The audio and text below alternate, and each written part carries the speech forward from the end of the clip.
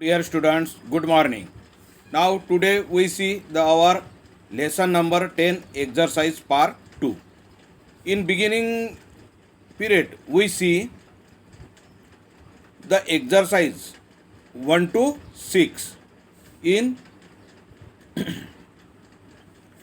formative assignments. Okay, today we see the summative assignments. Now you open your page number 114, workbook page number 114. Today we see the exercise 1. Write the answer in one sentence. Write the answer in one sentence. Now first question: who undertook the task of impersonating the Shivaji Maharaj in order to help him escape from the siege? Chhatrapati Shivaji महाराज को वहां से बाहर निकलने के लिए किसने मदद की? Now answer: Shiva Kashid, a young hairdressers undertook the task of impersonating Shivaji Maharaj in order to help him escape from the siege. Okay, Shiva Kashid ने छत्रपति शिवाजी महाराज को वहां से निकलने के लिए मदद की. Why did Siddhi Johar become the ludes with rage? सिद्धि जोहर को बहुत गुस्सा क्यों आया? because he learns that the Shivaji Maharaj had given him a slip. कि शिवाजी महाराज ने उनको चकमा दे दिया, ये सुना और इसीलिए उसको बहुत गुस्सा आया. ठीक है. अब question number 3.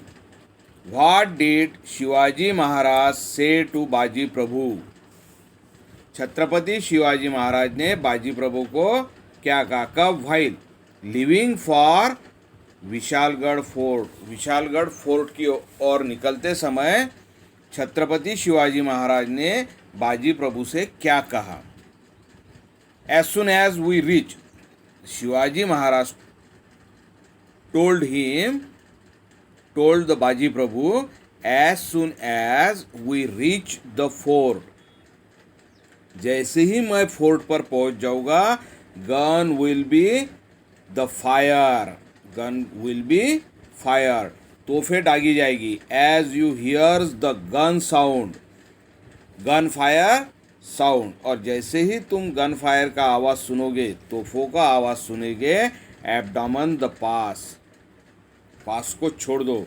And follow us the fort, और मुझे फोर्ट पर फॉलो अप करो, वहाँ आकर मिलो. ठीक है. उसके बाद में question number 4. What message was sent to Siddhi Johar by Shivaji Maharaj in order to escape from the siege? Chhatrapati Shivaji Maharaj की ओर से सिद्धि जोहर को कौन सा मैसेज गया? तो Shivaji Maharaj sent a message to Siddhi Johar that he was defeated and shortly surrenders the Panhalgad. मैं हार चुका हूँ और अब मैं शॉर्टली यानी बहुत ही कम समय में आपको पन्हाड़गढ़ सरेंडर कर दूंगा. ऐसा सिद्धि जोहर को छत्रपति शिवाजी महाराज ने मैसेज भेजा. ओके. अब ये हो गई हमारी एक्सरसाइज इन वन सेंटेंस और शॉर्ट सेंटेंस आंसर्स. अब गिव द रीज़न कि भाई ऐसा क्यों हुआ, ये बताओ हमको. Exercise 2, page number 114. Adil Shah was thrown into a fit of wild rage. Adil Shah सिंहासन पर बैठा था, उसके आसन पर बैठा था और वो बहुत गुस्से में था, हाथ पर पटक रहा था. उसकी वजह क्या थी? ऐसा क्यों हो रहा था? Because the death of Afzal Khan. क्योंकि बिगिनिंग लेसन में हमने देखा, इससे प्रीवियस लेसन जो था उसमें हमने देखा कि बहुत बड़ी आर्मी लेकर अफजल खान आया था और छत्रपति शिवाजी महाराज ने उनकी वो पूरी आर्मी डिस्ट्रॉय कर दी और अफजल खान को मार डाला था। ये सुनते ही और उसके बाद में पन्हाड़गढ़ जैसा एक बिग फोर्ट छत्रपति शिवाजी महाराज ने आदिल शाह के गैरिसन से कैप्चर कर लिया था। तो यही कारण था कि आदिल शाह को बहुत गुस्सा आ रहा था, because the death of the Afzal Khan and complete uproot U P up ROUT route चाहिए यहाँ पे, स्पेलिंग करेक्शन कर लेने का, ऑफ देयर आर्मी, और उसकी आर्मी को टोटली डिस्ट्रॉय कर दिया था छत्रपति शिवाजी महाराज ने। Shivaji Maharaj capture Panhala fort from the Bijapur garrisons. Bijapur के ताबे में से छत्रपति शिवाजी महाराज ने पन्हाड़गढ़ ले लिया था और इसी वजह से उसको बहुत गुस्सा आ रहा था आदिल शाह को।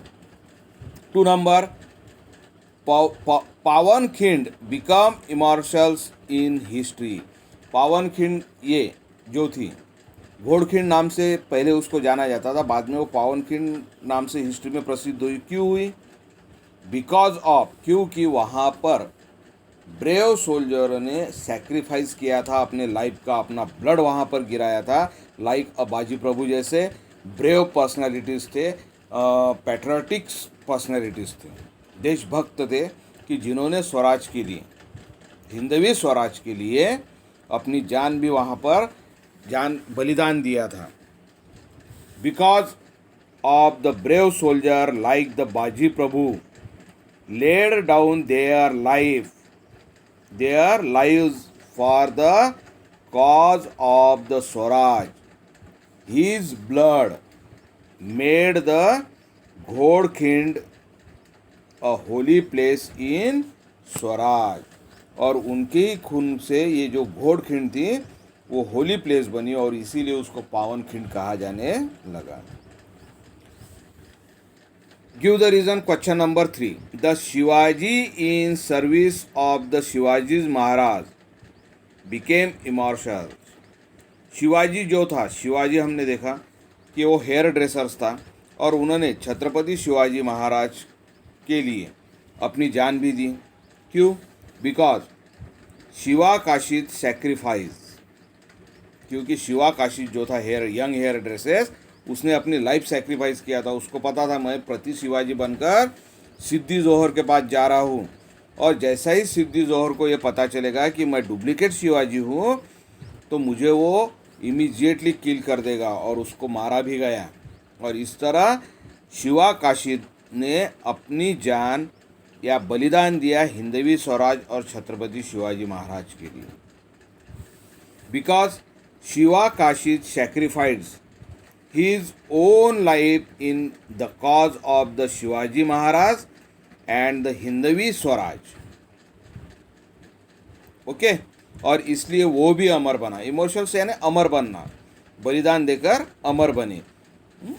ठीक है, उसी तरह पावनखिंड भी अमर बन गई, उसी तरह शिवा काशिद भी अमर बन गया। आज भी हम उसका नाम लेते हैं कि जिसने हिंदवी स्वराज के लिए और छत्रपति शिवाजी महाराज के लिए अपनी जान भी दी थी। अब ये पेज शुरू है हमारा, 115 पेज नंबर शुरू है। अब एक्सरसाइज हम 3 देखेंगे, आंसर इन ब्रीफ। यहाँ पर थोड़ा हमको आंसर बढ़ा देना है। Which plans was the hit upon for the Shivaji Maharaj escape from the siege. Shivaji Maharaj ने पन्हाड़गढ़ को जो सिद्दी जोहर ने घेराव डाला था, वहाँ से उसको चकमा देकर निकलना है, और उसके लिए कौन सा प्लान तैयार किया था। 2 planques were the kept ready. One was the Shivaji Maharaj to proceed from the difficult route.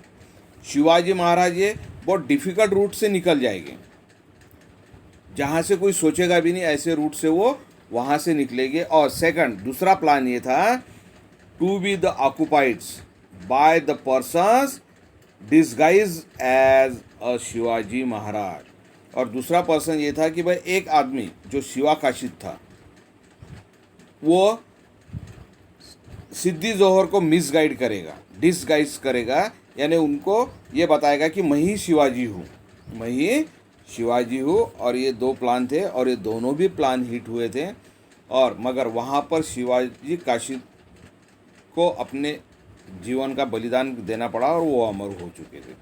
ठीक है, ऐसे ये 2 प्लान थे।